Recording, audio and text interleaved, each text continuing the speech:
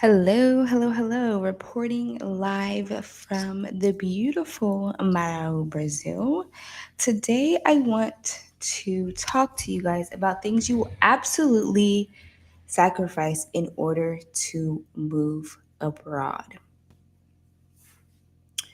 My name is Mackenzie, and I help families move abroad, travel full time in order to create legacy. I have a lot on my mind these last few weeks. There's so much actually going on. Typically, I stay out of anything I don't want to focus on, but I do realize that a lot of people have questions about moving abroad. A lot of people have limiting beliefs and things that they believe that hinder them from moving abroad. I would say the first step to moving abroad is believing you can. You will also need to have answers to the two most important questions, which are when can I go and how much will it cost me? I have designed an app. It is called the Moving Abroad Toolkit, and it helps you answer those two questions. It has a financial calculator, and it also has an interactive timeline generator to help you devise and see a plan to move abroad in 90 days, 6 months, or 12 months. It also includes a checklist with all possible questions you can imagine in regards to moving abroad, things that you need to solve, things that you need to think about, okay? Things that you need to consider. You can find all of this in the link in my description always. Inside of the Moving Abroad Toolkit, there's also the Mindset Shift, which gives you information on how to transcend. You're literally going to go from wanting and wishing that you could move abroad to having a concrete plan to moving abroad. All right, so let's talk about the truth about leaving everything behind. A lot of people think that sacrifice means to give up something you really, really love in exchange for a hard and or gruesome experience. And this is simply not true. If you're here, say hi. Let me know that I'm not talking to myself, okay? I think I do enough of that. I'm here today to share information. Let me know if it's useful at all, okay? So, you've probably noticed how America has gone to hell in a handbasket. You're starting to feel the walls closing in and that dark feeling at your back. I know for me, 2 years ago, I started to feel this feeling and I was running around like a chicken with my head severed, trying to figure out how to end or pivot my second stream of income, my most important stream of income, which at the time was being a nail tech, because I was tired of trading my time for money. And moreover, I was maxed out. Okay, I was maxed out for a second or third time. The first time happened during the pandemic. Prior to the lockdown, I actually pivoted my business. I stopped servicing clients directly and I opened an online business.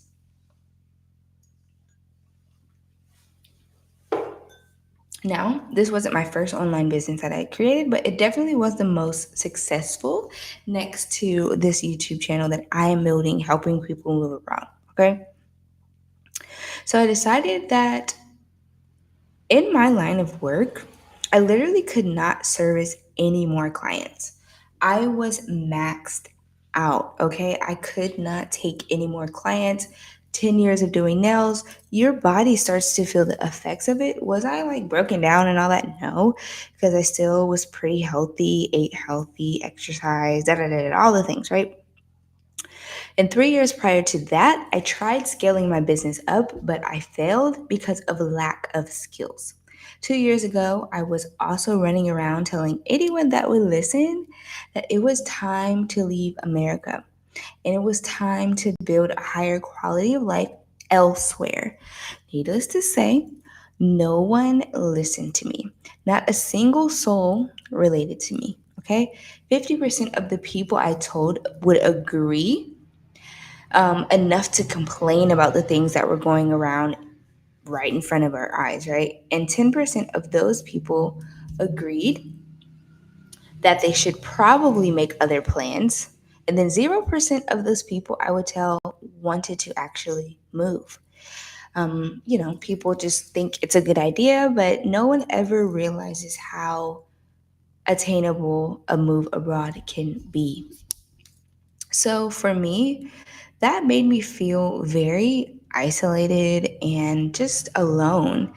And unlike this typical feeling of loneliness that everybody experiences at different points in times, this was an ongoing and it had so much depth.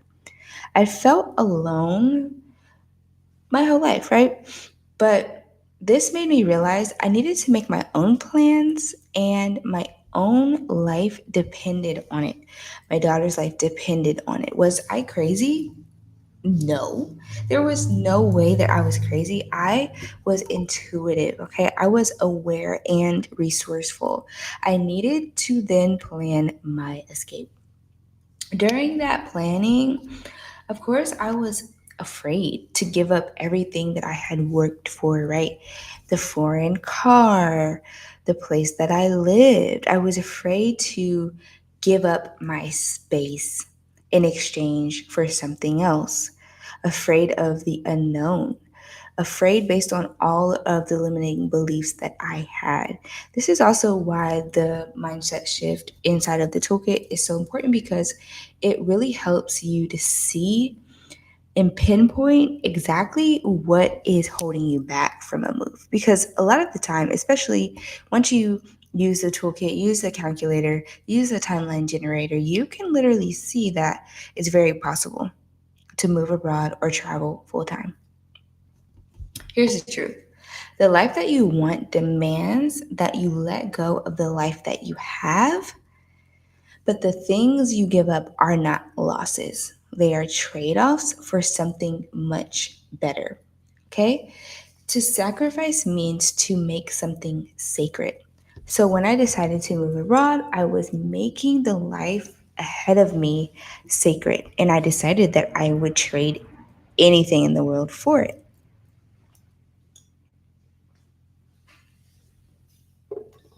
The first thing you're going to sacrifice when you decide to move abroad is the American dream.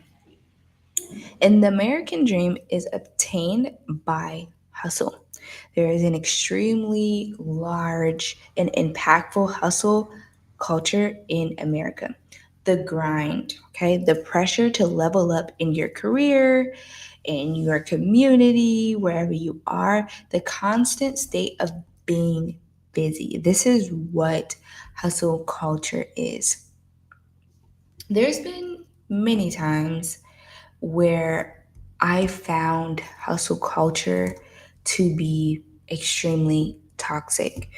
When I was living in the mind frame of hustling, I sacrificed a lot of things that never got me a return on my investment. Hustle culture is toxic because it glorifies exhaustion over productivity. And even the word productivity is not a word that I enjoy using because it's the same thing. It means that you are trying to meet a number. That is what productivity means when I think of it. So, hustle culture trains people to believe that being constantly busy and tired is a badge of honor. It promotes a narrative that if you aren't working late, sacrificing sleep, and always on, you aren't working hard enough. And this mindset leads to burnout and fatigue and not genuine productivity. True success and creativity come from rest, clarity, and focus. These are things that hustle culture actively discourages. So, the second reason why hustle culture is toxic is because it measures your worth by your output. Hustle culture ties your identity and self worth to your professional output. You are valued by your job title, your salary, or the number of projects you complete in a time span, not by who you actually are as a person. This is incredibly toxic because it creates a constant need for external validation and leaves you feeling worthless when you're not achieving. It makes it impossible to find joy in your life outside of work and creates a cycle of always seeking to feel enough or do enough in order to feel enough. And lastly, it traps you in a cycle of more. Hustle culture is built on the idea that you're always one step away from success, one extra project away from financial freedom, or one more promotion away from happiness. This keeps you in a perpetual state of striving without ever actually feeling satisfied. It's a more is more mentality that completely is unsustainable. True freedom comes from a life of intention where you define what enough means for you rather than letting an endless hustle define it for you. And when you let go of this, you obtain a life built on intention and not obligation. You'll trade burnout for sustainable rhythm where your work serves your life actually and not the other way around. So let's get back to a few things that you will be sacrificing when you decide to move abroad. And again, we're going to think of sacrificing as to make something sacred. You are going to sacrifice the known for unknown. You're going to give up the routine of life, the life that you really don't like anyway, and you're going to gain joy of discovery. You'll learn, you'll adapt, and build new habits from the ground up, which make you more resilient and self reliant. So, I know back in America, a lot of us are reliant on our jobs, we are reliant on ideas of sustainability, ideas of what it means to be responsible, and ideas on how to sacrifice in order to get a return at some point later, but really never ever getting that return.